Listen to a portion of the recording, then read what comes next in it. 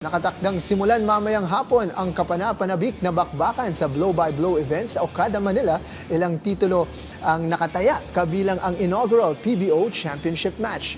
Kasabay rin nito ang pagbibigay pugay sa iba't ibang sports personalities sa bansa sa magaganap na ikatlong edisyon ng Pacquiao Elorde Awards Night. Para sa detalye, narito ang report ni Paolo Salamati. Magsisilbing sentro ng parangalang Okada, Manila bukas para sa ikatlong edisyon ng Pacquiao Elorde Awards Night kung saan magsasama-sama ang mga higante ng boxing at mga sikat na atleta mula sa iba't ibang larangan ng sport. Pangungunahan mismo ito ni pambansang kamao Manny Pacquiao at ng pamilya Elorde ang nasabing seremonya kung saan magsisilbing guest of honor at speaker din si Honorable Senator Francis Tolentino habang tatanggap naman si Philippine Sports Commission Chairman Patrick Gregorio ng prestihiyosong Distinguished Ring Award. Bilang pasalubong sa gabi ng parangal, isang matinding 7 laban na blow-by-blow boxing showdown ang magsisimula ganap na 2:00 ng hapon. Tatampukan nito ng makasaysayang unang Philippine Boxing Organization o PBO Championship bout sa pagitan ni Jimel Magramo at Marco John Ramentizo para sa bakanteng super flyweight crown. Ayon kay PBO President Mick Elorde, layunin ni Pacquiao na itaas ang antas ng premyo sa Pilipinas at magbigay ng isang world-class championship belt sa bawat kampyon upang lalong makilala ang mga Pilipino sa buong mundo. Gusto kasi ni former Senator Pacquiao magkaroon ng lahat ng Pilipino na magagaling paglaban-labanin. Parang ginagawa palagi sa global show. So yun, abangan nyo yung sigurado magandang laban to. Nagbigay rin ng pahayag ang isa sa mga organizers ng awards night at ang Chief Operating Officer ng Johnny Elorde Management International na si Liza Elorde patungkol sa isang world-class event na dapat abangan ng mga boxing fans ngayong araw. It's the 3rd edition of the Pacquiao Elorde Awards Night and napakaganda po nito, napakadami po nating champion boxers and other personalities involved in the development of Philippine and professional and amateur boxing.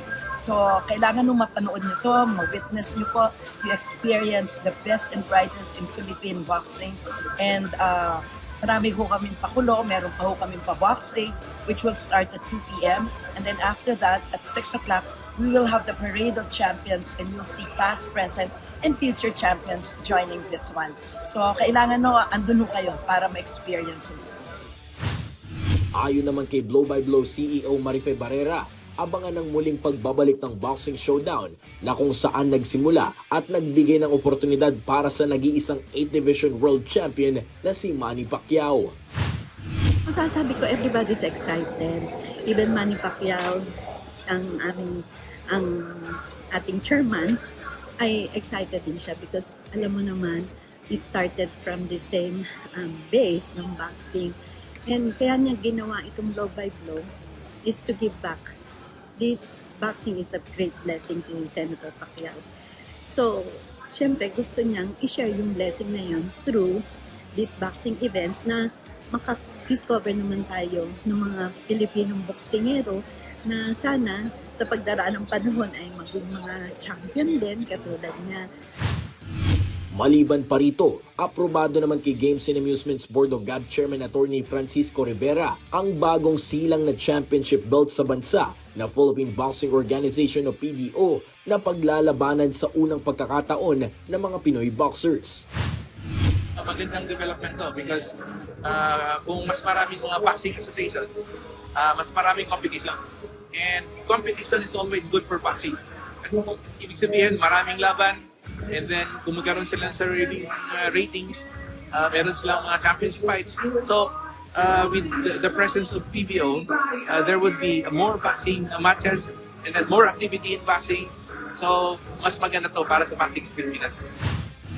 Ang pagkilalang ito sa gaganaping gabi ng parangal ay patunay na ang Pilipinas ay nananatiling baluarte ng mga pinakamahuhusay na atleta sa buong mundo.